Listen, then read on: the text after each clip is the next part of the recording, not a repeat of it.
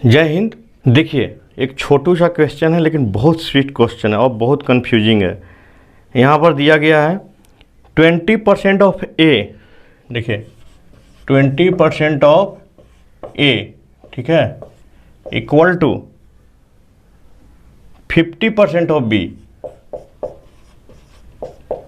ठीक है, तो दे रहा है what percent of A is B.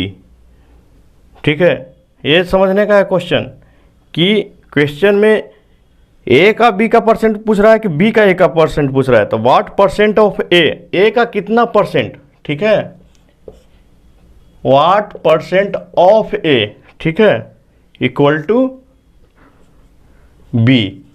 तो हमको इसको नीचे रखना होगा, इसके रिलेशन में निकालना है। तो फाइनली हमको क्या निकालना है, बी बाई ए इंटू 100, यही निकालना है ना। अब हमको बी और ए का रिलेशन निकल जाए तो निकल जाएगा। तो यहाँ पर हम लोग इसको सिंप्लीफाई करेंगे, ठीक है।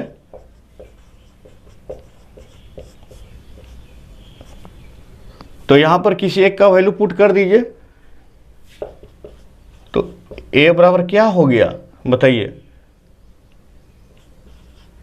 5b डिवाइडेड बाई 2, यही वैल्यू निकालना है ना। तो b का वैल्यू क्या हो गया, या a का वैल्यू पुट कर दीजिए अगर a का निकालना है तो b डिवाइडेड बाई a का वैल्यू 5b बाई 2 इंटू 100, ठीक है। b से b कैंसिल हो गया, a सिंप्लीफाई करके क्या करेंगे इसको, ये 2 ऊपर चला जाएगा,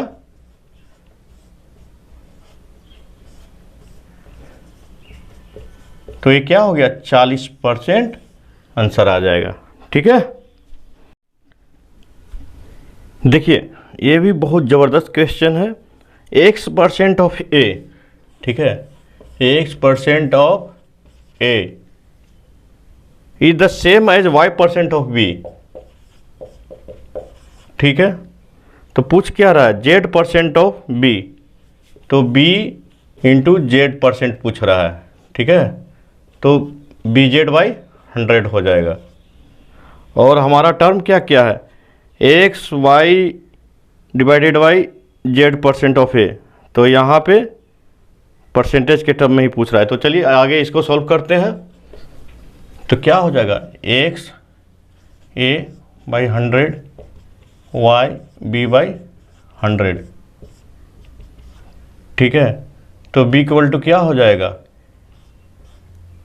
b इक्वल टू क्या हो जाएगा, इधर ये आ जाएगा एक्स वाई वाई ए। अब देखिए b का वैल्यू यहाँ पर पुट कर दीजिए, इसके बराबर, किसके बराबर, देखिए इसके बराबर, ठीक है।